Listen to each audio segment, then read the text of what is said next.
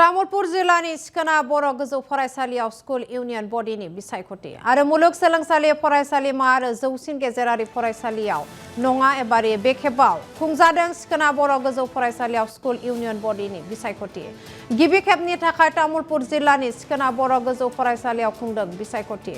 फरायसाफोरनि गोजों इयुन आरो सासे गोख्रों दैदेनगिरि जानायनि थुलुंगाखांहोनाय थांखिजों बिसायख'थिनि नेमखान्थिखौ मानिनानै स्कुल इउनियन बडिनि बिसायख'थि खुंनाय जादों आरो बोसोरफ्रोमबो फरायसाफोरा मोनफ्रोमबो बिफानावनो बिबान लानो थाखाय साब्रैयै आवगायबोनाय आरो फरायसाफोरनि गोसो गुदुं जानायखौ नोजोर होनानै फरायसालि सामलाय आफादा बे थांखिखौ लायो आरो गाहाय नेहाथारि लेङाइ गाहाय नेहाथारि आरो गर्ल्स कमन रुमनि नेहाथारि बे मोनथाम बिफानाव बिसायख'थि खुंनाय जादों आरो गाहाय नेहाथारि बिबाननि थाखाय थुलुंसि बर' आरो प्रमद बर' मुलुग सोरगियारि आरो नबज्योति ब्रह्म आरो आखान्थि गाहाय नेहाथारि बिबाननि थाखाय रिया दैमारि प्रतिभा बसुमतारी धनन्जय नार्जारी आरो इन्दिया नार्जारी बेजों लोगोसेनो गर्ल्स कमन रुमनि थाखाय बे नेहाथारियाव हिरामणि रामसियारि आरो ममिता नार्जारी सेलिना बर' आरो हिमारानि बर'आ बादायदों।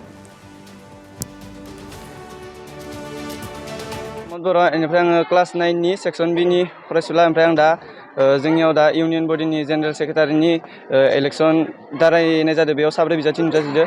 बे साब्रै बिजाथिनि मादाव आं नुजाथिदों आरो जोंनि साब्रै बिजाथिनि मादाव आंनो भट होगोन होननानै आं बेनि थाखायनो सानो दे जों माने फरायसालिखौ इयुनाव दावगालांनो थाखाय सेस्था खालामगासिनो।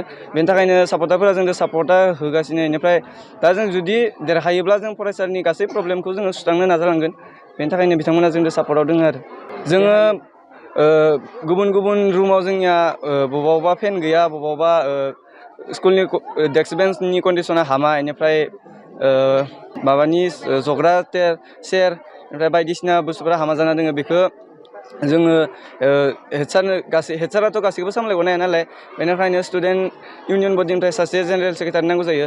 ओमफ्राय दा जुदि आं जेनेरेल सेक्रेटारि जायोब्ला बेफोर प्रब्लेमखौ हेडसारनो खिन्थानानै सल्भ खालामनो नाजालांगोन आरो जोंथ' बिथांमोनखौ रुम हाबनानै बुंगासिनो जे नोंसोरो रावबो दावराव दावसि खालामनो मोननाय नङा, ओमफ्राय बेखौबो होगोन होनना बुंना गोजौ फरायसालि हिसाबै जोङो बोसोरफ्रोमबो जोंनि फरायसालिनि गासैबो जिथुनिखि एक्टिभिटियानो जा, गासैबो खामानिफोरानो जा, हाबाफारिफोरानो जा, बेफोरखौ आब्रुथि मावफुंलांनो थाखाय जोंनिया फरायसालियाव मोनसे फरायसा हान्जा थायो, जायखौनोखि बुङो स्टुडेन्ट इउनियन बडि। दा बे स्टुडेन्ट इउनियन बडिनि बायदिसिना नारा नाथा नाजानायनि जुनै फरायसालिफोरा आब्रुथि जालाङो बा बायदिसिना आंखाल अभिजगफोरखौ दाबि खालामनानै फिला खालामनाय खेत्रआवबो फरायसा हान्जा नांगौ। फरायसा हान्जा माने स्टुडेन्ट इउनियन बडि। दा बेखौ स्टुडेन्ट इउनियन बडि सिगांनि गोजाम स्टुडेन्ट इउनियन बडिखौ सिफायनानै गोदान इउनियन बडि दानो थाखाय थांनाय मे दाननिनो 22 अक्ट' सुक्रबार सानखालि जोङो मोनसे मिटिं खालामदोंमोन, मोनसे आफाद खुंदोंमोन। दा बेवहाय जोङो स्टुडेन्टफोरनिफ्राय सिलेक्सन हिसाबै जोङो बे